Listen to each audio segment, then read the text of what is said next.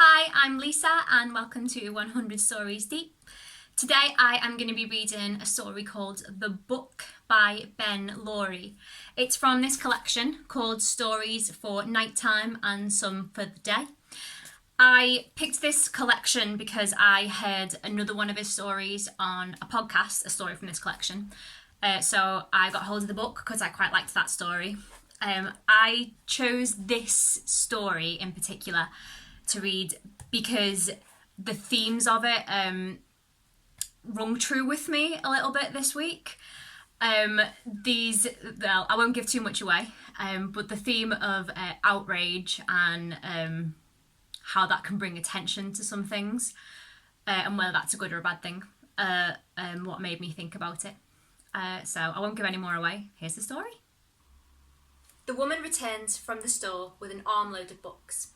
She reads them quickly, one by one, over the course of the next few weeks.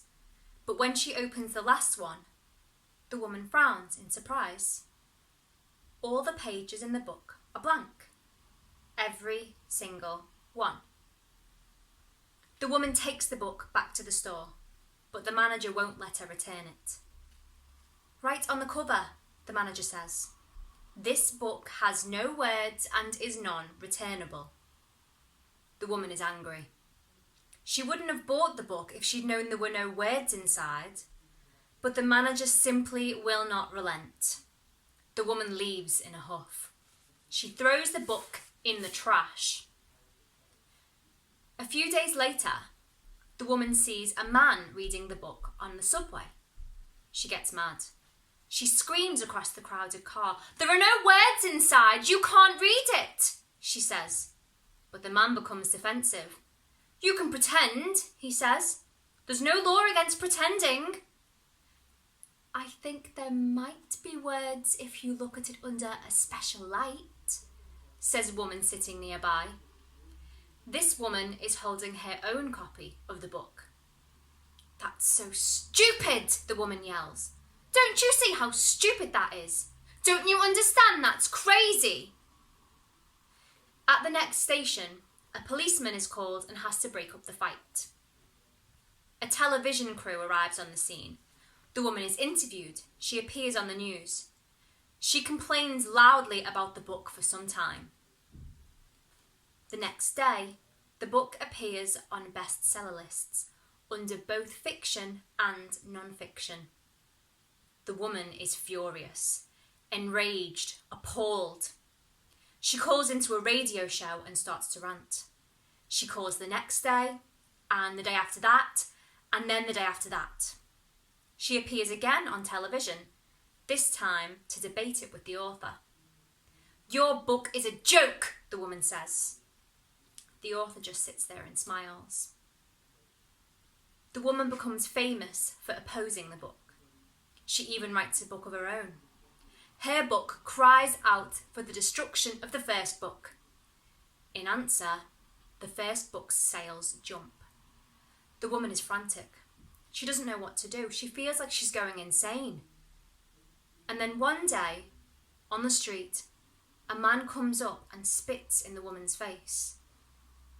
The woman stands there, shocked, paralysed. She hadn't realised everyone hated her. She turns and runs, sobbing all the way home. She locks the door and collapses on the floor. She crawls into the bedroom on her hands and knees and hides underneath the blankets. She huddles in the darkness all night long, her hands over her eyes, crying. The following morning, the woman unplugs her phone. She doesn't want to be invited on TV anymore. She sits on the edge of the bed for a while, and then, slowly, she rises. The woman turns over a new leaf. She turns her attention to other things. She takes up hobbies. She goes scuba diving. She even makes some friends. Without the controversy the woman's anger stirred up, the book starts to slip from the bestseller lists. It slips and slips for weeks and weeks, until one day, it finally disappears. The woman's own book disappears as well. The woman doesn't even notice. The years go by. The woman meets a man. She falls in love and gets married. She has children and raises them and lets them go and watches them start families of their own.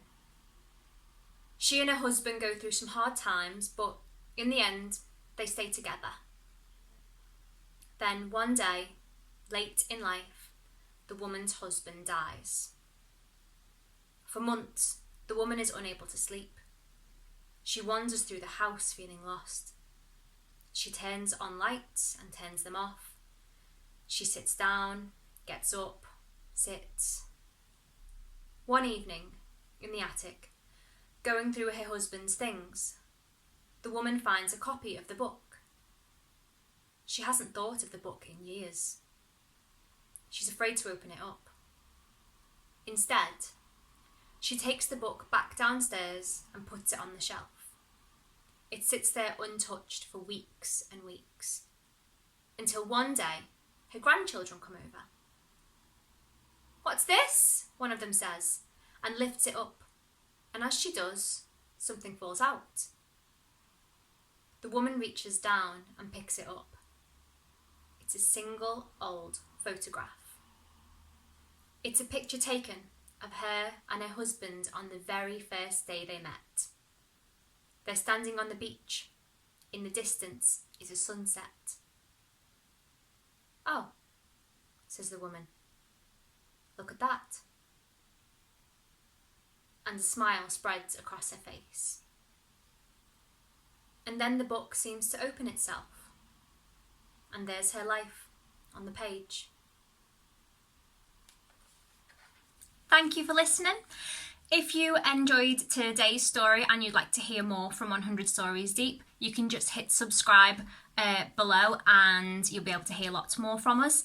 If you enjoyed this particular story, you can also find out where to get hold of the book in the link below in the description.